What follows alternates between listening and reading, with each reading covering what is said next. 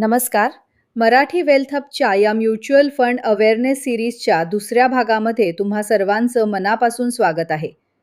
गेल्या एपिसोडमध्ये आपण अगदी सोप्या भाषेत समजून घेतलं की म्युच्युअल फंड म्हणजे नक्की काय आणि ते कसे काम करतात. जर तुम्ही तो पहिला एपिसोड अजून पाहिला नसेल तर या व्हिडिओनंतर तो नक्की ऐका. आज आपण अशा एका विषयावर बोलणार आहोत जो आपल्या प्रत्येक महाराष्ट्रीयन कुटुंबाच्या जिव्हाळ्याचा विषय आहे. तो म्हणजे आपले कष्टाचे पैसे नेमके कुठे गुंतवावेत? बँकेच्या एफ-डी मध्ये की म्युच्युअल फंडात? आपल्यासारख्या सामान्य माणसासाठी यापैकी कोणता पर्याय खऱ्या अर्थाने फायदेशीर आहे? आज आपण कोणत्याही भावनांच्या आहारी न जाता फक्त आणि फक्त गणिताच्या आणि आकडेवारीच्या आधारावर या दोन पर्यायांची तुलना करणार आहोत. त्यामुळे हा व्हिडिओ अतिशय महत्त्वाचा आहे. तो शेवटपर्यंत नक्की ऐका. मित्रांनो, आपल्याकडे पिढ्यानपिढ्या गुंतवणुकीचा एकच सुरक्षित मार्ग आपल्याला शिकवला गेला आहे आणि तो म्हणजे बँकेतली फिक्स डिपॉझिट म्हणजेच आपली लाडकी एफ-डी. पगार झाला, हातात 4 पैसे उरले की जा बँकेत आणि करा त्याची एफ-डी. एफ-डी आपल्याला खूप आवडते कारण तिथे आपले पैसे सुरक्षित असल्याची आपल्याला 100% खात्री असते. आपण आज 1,00,000 रुपये ठेवले तर 5 वर्षांनी त्याचे किती रुपये होणार हे आपल्याला पहिल्याच दिवशी कागदावर लिहून मिळतं. शेअर मार्केट पडलं, देशात काहीही झालं तरी आपले पैसे बुडत नाहीत, ही सुरक्षिततेची भावना एफ-डी मध्ये असते. पण या सुरक्षिततेच्या भावनेमागे एक अतिशय भयंकर सत्य लपलेलं आहे, ज्याच्याकडे आपण सामान्य लोक पूर्णपणे दुर्लक्ष करतो. आणि ते सत्य म्हणजे महागाई, म्हणजेच इन्फ्लेशन. चला एक छोटंसं गणित मांडून बघूया. समजा आज तुम्ही बँकेत 1,00,000 रुपयांची एफ-डी केली, ज्यावर बँक तुम्हाला वर्षाला 60% व्याज देणार आहे. म्हणजे एका वर्षानंतर तुमचे 1,00,000 रुपये 1,07,000 रुपये होणार.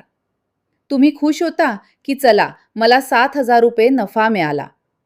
पण याच एका वर्षात बाजारातील महागाईचा दर सुद्धा साधारण 6 ते 7% वाढलेला असतो.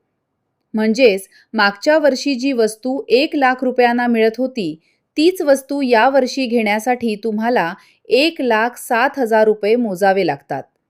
आता विचार करा, तुमच्या बँकेतल्या पैशांनी फक्त महागाईच्या वेगाशी बरोबरी केली. तुमचे पैसे कागदावर वाढलेले दिसले, पण त्या पैशांची खरेदी क्षमता म्हणजेच पर्चेसिंग पॉवर अजिबात वाढली नाही. गणिताच्या भाषेत सांगायचं तर तुमचा रिअल रेट ऑफ रिटर्न म्हणजेच खऱ्या अर्थाने झालेला फायदा हा 0 आहे. बँकेच्या एफ-डी मध्ये आपल्याला मिळणारा हा 0 परतावा किंवा कधीकधी होणारा हा अदृश्य तोटा आपल्याला पासबुकवर कधीच दिसत नाही. आपण फक्त सुरक्षिततेच्या भ्रमात राहतो, पण प्रत्यक्षात आपण महागाईच्या शर्यतीत मागे पडत असतो.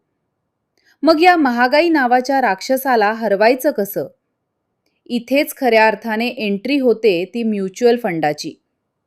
म्युच्युअल फंडामध्ये, विशेषतः इक्विटी म्युच्युअल फंडामध्ये तुमचे पैसे थेट शेअर मार्केटमध्ये म्हणजेच देशातल्या उत्तम चालणाऱ्या व्यवसायांमध्ये गुंतवले जातात.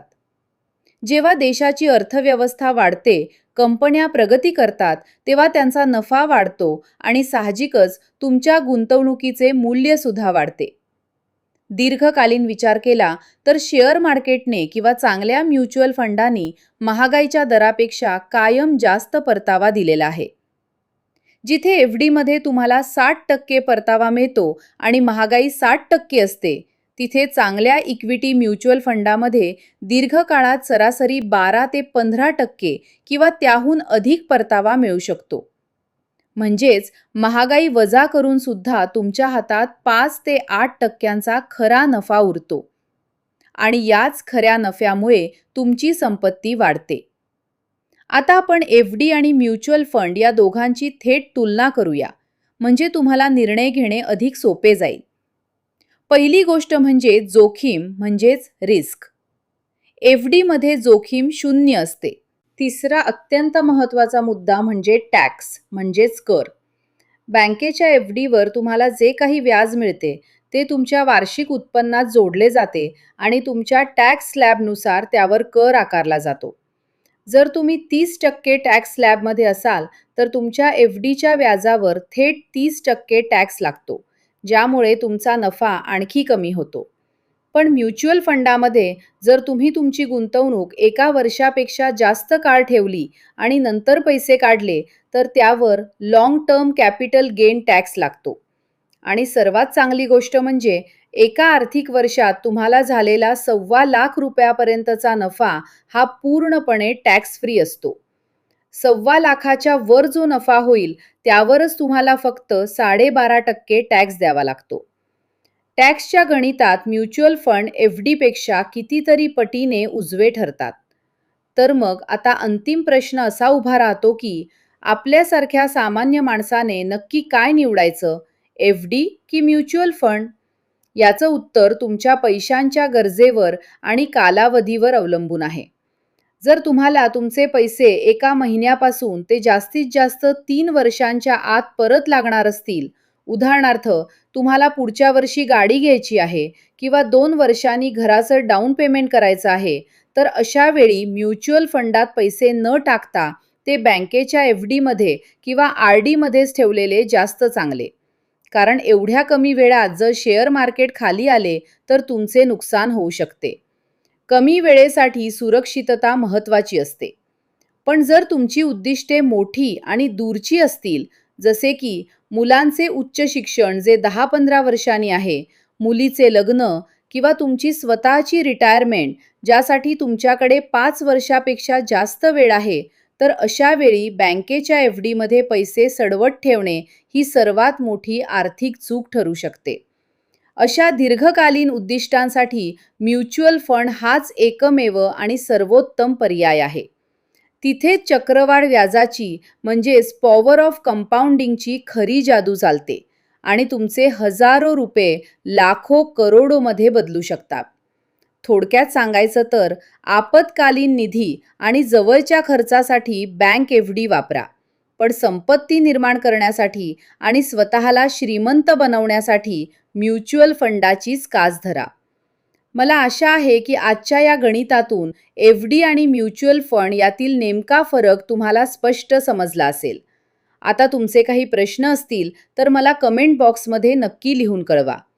आपल्या मराठी वेल्थ हबच्या पुढच्या एपिसोडमध्ये आपण अशा एका जादुई संकल्पनेबद्दल बोलणार आहोत, जिने सामान्य नोकरदार माणसाला करोडपती बनवण्याची ताकद दिली आहे. तो विषय म्हणजे एस-आय-पी म्हणजेच सिस्टिमॅटिक इन्व्हेस्टमेंट प्लॅन म्हणजे नक्की काय आणि त्याची ताकद किती मोठी आहे. पुढचा एपिसोड खूपच रंजक असणार आहे, त्यामुळे चॅनलला सबस्क्राईब नक्की करा आणि हा ऑडिओ तुमच्या मित्रपरिवारासोबत शेअर करायला विसरू नका. गुंतवणूक करत रहा, शिकत रहा आणि आर्थिकदृष्ट्या साक्षर व्हा. धन्यवाद.